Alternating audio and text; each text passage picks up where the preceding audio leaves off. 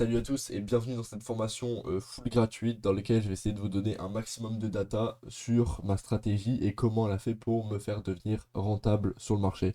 Ok, donc on va faire ça en trois parties, je vais me remettre en daily, ça va être assez simple. Je vais essayer de faire aucune coupure, pardon. Donc là, il y a un petit problème avec le graphique, voilà, parfait. Donc, il faut savoir que dans le trading en général, il y a énormément de stratégies et il n'y a pas forcément de bonnes ou de mauvaises stratégies.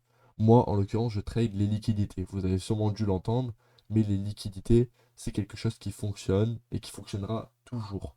Pourquoi?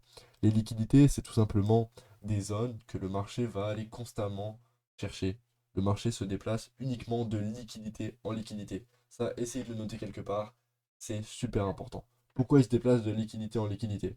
En fait, quand vous allez long, vous allez obligatoirement mettre un stop loss et vous allez généralement mettre des stop loss sur des bas de bougie. Par exemple, on va faire ça assez facilement. Par exemple, je croyais qu'il fallait long ici. Je vais mettre mon long avec mon stop loss ici. En fait, le marché, qu'est-ce qu'il a fait? Il est parti me stop loss et donc il est parti chercher la liquidité de ce bas ici. Donc ça, c'est des liquidités. Ici, c'est une liquidité. Ici, c'est une très forte liquidité parce que c'est un ATH. Et donc en fait, le marché va constamment soit se déplacer sur des liquidités hautes ou des liquidités basses, en fonction de la tendance évidemment. Ok, donc nous, dans cette stratégie, on va uniquement prendre les liquidités en M30. Donc là, sur ce M30, elles sont où les liquidités? C'est très très simple. Donc les liquidités, elles sont tout simplement sur les mèches. Toutes les mèches que vous allez voir, sans exception, c'est des liquidités. Et elles sont plus ou moins fortes en fonction de la taille de la mèche, etc. Donc ici, on a beaucoup de liquidités. Là, on voit toutes les mèches, toutes les mèches, toutes les mèches. Et le marché, il va toujours aller chercher de liquidité. Toujours, toujours, toujours. Vous voyez, là, il était chercher de la liquidité pour repartir à la hausse. Et si on se met, par exemple, en M3, à ce moment-là, au moment où il y a eu la prise de liquidité, qu'est-ce qui s'est passé? On a eu un ST-model haussier. Donc, en fait, un ST-model, pour essayer de faire simple, c'est ça. Tac, tac, tac, tac. Ok. Pourquoi ça, c'est un ST model? C'est parce qu'en fait, on était par exemple dans une tendance haussière. Donc là, on a fait un plus bas, un plus bas, mais plus haut que celui du précédent. Et on a refait un plus haut.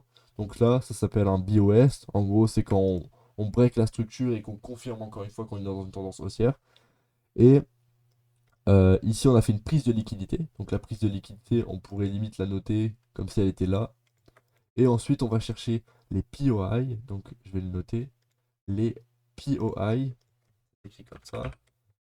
On va dire qu'il est à peu près ici sur cette courbe et on prend position là, évidemment, sur le POI. Ok, on cover le lot et on essaye d'avoir un RR toujours au minimum de 2. Je m'explique parce que là c'est pas clair du tout. On en reviendra plus tard sur le ST model. Typiquement, moi je trade uniquement sur la session US. Donc en fait, il y a plusieurs sessions dans le trading en une journée. Il y a la session de Londres le matin, il y a la session US de 14h à 16h30 et il y a la session la nuit qui s'appelle la session Asiat. Il y a aussi la session pas en Océanie, mais je ne saurais plus vous dire où c'est exactement. Bref, en ce qui concerne donc le volume, il y a généralement plus de volume dans les sessions US parce que c'est là où il y a les news echo, c'est là où il y a beaucoup d'impact et c'est là où on peut aller chercher justement le plus de rendement, le plus de profit. Ok, donc on va essayer de se placer sur une session US.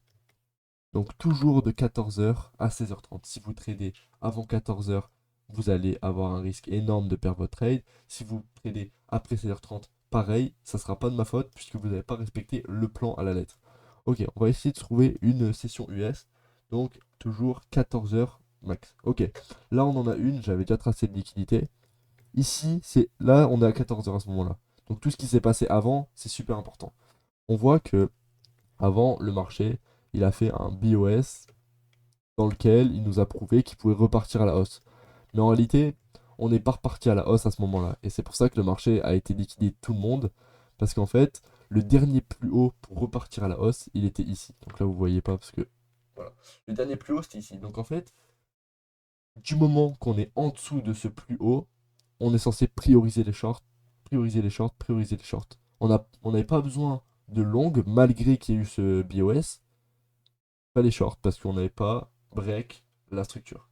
Ça, c'est un truc qui est super important. Des fois, on trade à contre-tendance, on a l'impression que le marché confirme une tendance haussière, alors que pas du tout. Si on regarde en high time frame, donc en HTF, on voit qu'en fait, le marché voulait pas du tout aller chercher ces zones, il voulait juste aller piéger les acheteurs qui n'avaient pas forcément fait gaffe à cette information.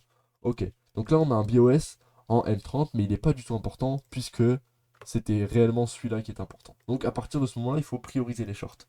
Ok, on voit qu'on a plusieurs liquidités si on se place sur 14 heures. Donc là, on a tracé nos liquidités, on a celle-ci qui est pas mal, donc une fois qu'on a clôturé, le marché va toujours aller chercher des liquidités. Je vais mettre en M3, ça sera beaucoup plus clair.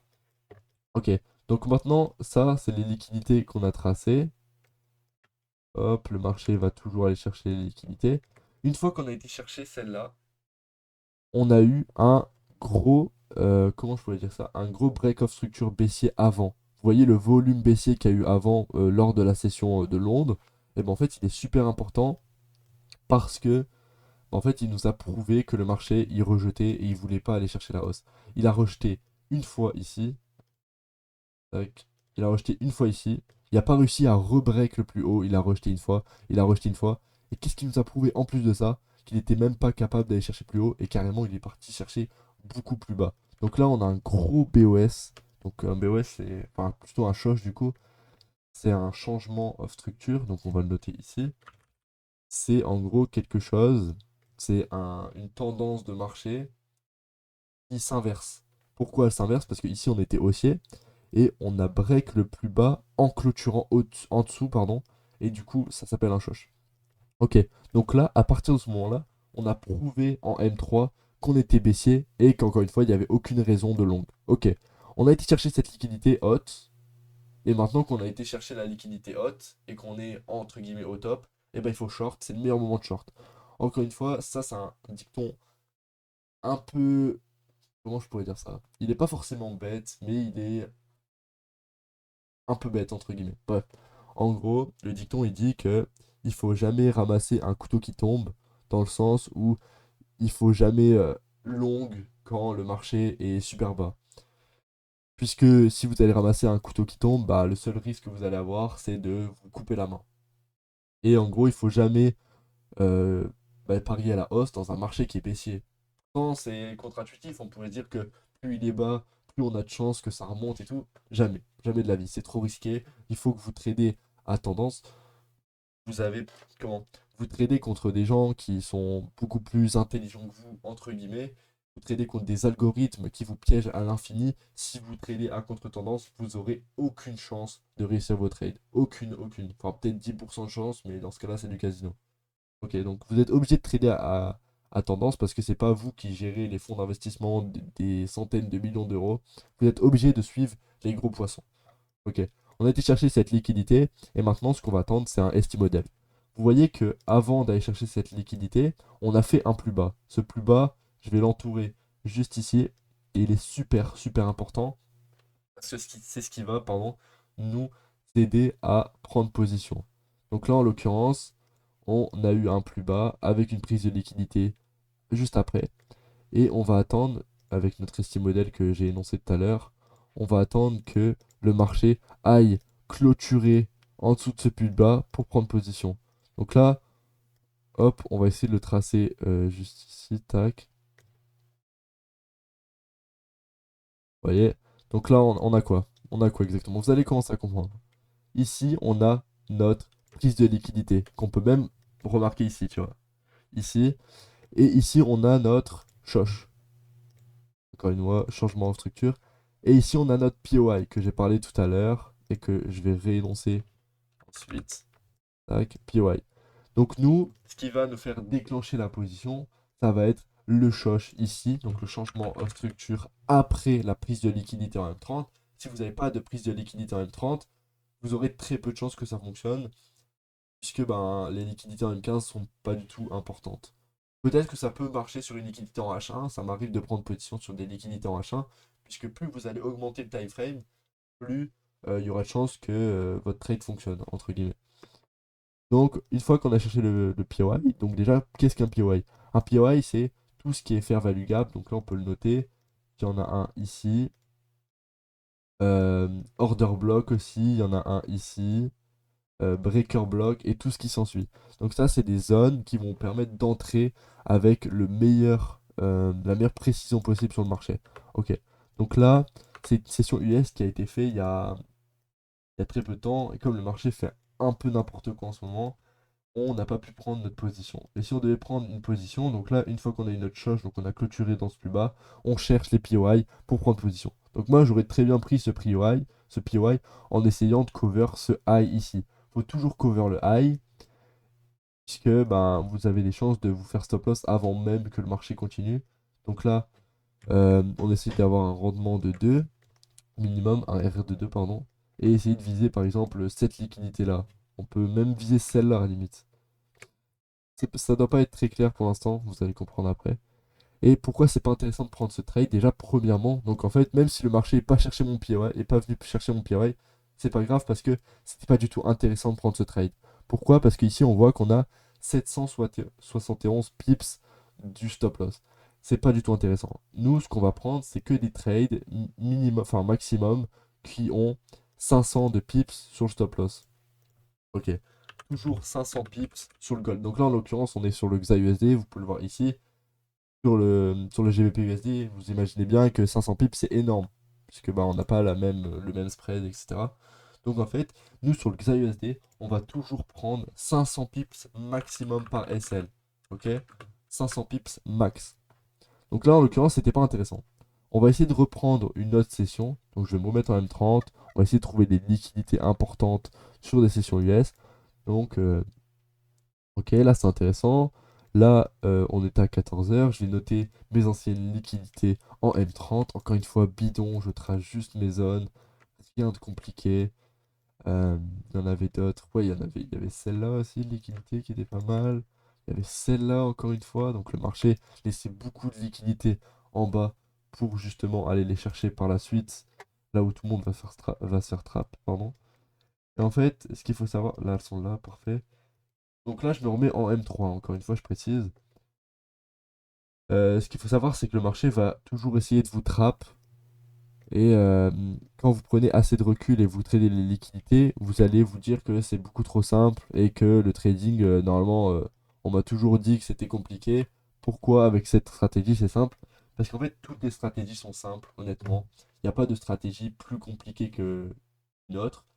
C'est juste que on a toujours des failles cognitives, on est à 89% émotionnel, et il y a des moments où même si on sait qu'on a une bonne stratégie rentable, et bon, on va faire des conneries. On va FOMO à certains moments parce qu'on aura perdu un ou deux trades, parce que oui, ça arrive de perdre des trades, même des gros traders perdent des trades. C'est pas parce que vous perdez pardon, un trade sur 10 que c'est le moment d'abandonner dans le sens où c'est pas parce que vous perdez un trade que c'est fini. Si vous êtes rentable long terme, c'est que vous êtes un trader rentable et que vous n'allez pas vous arrêter pour un trade perdu.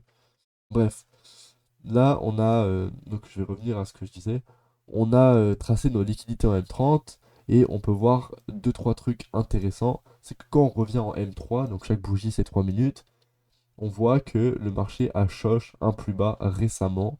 Donc un plus bas qui avait quand même pas mal de liquidités au-dessus, parce que ça s'appelle une consolidation. C'est que le marché il a range pendant un petit moment, voilà c'est pas longtemps, pour accumuler plein d'ordres. Donc il faut savoir que dans cette zone, il y a beaucoup de gens qui ont soit long, soit short. Et en général, comme on est au top, il y a beaucoup de gens qui ont long.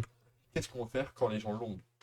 On va dire que les gens ont fait de la merde dans cette consolidation et qu'ils ont long ici. Ils ont mis à peu près tous leurs stops là. Ok. Donc le marché, une fois qu'il voit ça, qu'il voit que tous les gens ont fait de la merde dans cette zone de consolidation et qu'ils ont tous parié à la hausse sans stratégie juste parce que le marché était haut. Donc encore une fois, le biais émotionnel qui vous fait faire de la merde entre guillemets. Mais en fait, il va aller chercher tous les stop loss de tout le monde. Donc en fait, tous les traders pas rentables ont mis leur stop loss sur ces bougies-là. Et le marché, sans pitié, il a été liquidé. Sans pitié. Ok. En plus de ça, en plus d'avoir liquidé les personnes, il a clôturé en dessous du dernier plus bas. C'est super intéressant. Il a clôturé en dessous du dernier plus bas. Si vous vous rappelez bien, ça s'appelle un shosh. Et justement, ça nous prouve qu'on n'est plus en tendance haussière, mais bien en tendance baissière. Donc, faut faire très gaffe avec le shosh, parce que ça peut arriver que on clôture en tout et qu'on repart directement à la hausse. Donc ça, comment on arrive à le voir? En fait, on arrive à le voir grâce au ST model, évidemment. Donc en fait, là, notre ST model, il a été très très clair. On a fait le shosh, comme vous voyez ici, et on a fait un ST model, même s'il est petit, on a quand même fait un ST model. Donc ici, on a fait un plus bas. Donc on va, regardez, on va le retracer, ça va être très simple. Tac. On va essayer de retracer le même ST model. On a fait quoi? Un plus haut, shosh, tac, prise de liquidité. On est parti chercher plus haut, donc avec les PY, et c'est parti. On peut prendre position. Excusez-moi si j'ai du mal à parler, j'ai enchaîné 40 vidéos, et c'est un peu hard là. Pas grave. Et donc, euh, et donc là, on peut prendre position, pardon. Donc là, une fois qu'on a eu notre ST model, on va essayer de repérer les PY. Donc là, en l'occurrence, il y a un FVG. Si c'est encore un peu flou parce que j'ai pas l'habitude de faire du contenu là-dessus, n'hésitez pas à prendre un call avec moi. J'ai aucun problème avec ça. Vous m'envoyez même un DM sur Insta pour me parler pardon, de votre situation personnelle. Mon Insta, c'est trader.anonyme. Et venez directement sur Insta, c'est beaucoup plus simple. Je vous aiderai euh, en tant que cas particulier, chacun. Je prendrai le temps pour vous. Ok. Donc là, on a notre POI, notre FVG. Qu'est-ce qu'on fait une fois qu'on a notre POI? On prend position. Donc là, on short comme on savait qu'on était en tendance baissière.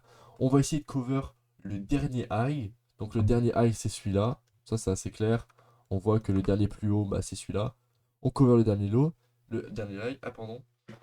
Et le truc qui est intéressant, c'est que là, on a plus 700 pips comme la dernière fois, on a 298 pips. Donc on a limite 3 fois plus de chances de faire plus de rendement parce que le stop loss est beaucoup plus réduit. Et en plus de ça, on peut aller chercher des grosses liquidités comme par exemple ici et celle-là. Donc on peut même se remettre en M30. Vous voyez, attendez, je vais faire plus simple. On peut même se remettre en M30 et on essaye de voir les liquidités qu'on peut aller chercher. Parce qu'encore une fois, on a été chercher une liquidité haute ici, on va aller chercher une liquidité basse. Les liquidités importantes, il y a celle-là. Celle-là, elle est un peu flagrante. On peut aller la chercher. Donc je vais supprimer celle-ci. On va se remettre en M3. Ah merde, je suis en M15 là, pardon. En M15, j'ai fait de la merde. On va se mettre en M30. Et les liquidités importantes, il y en a une ici. Et même une là qui est un peu mieux, on va dire. Tac.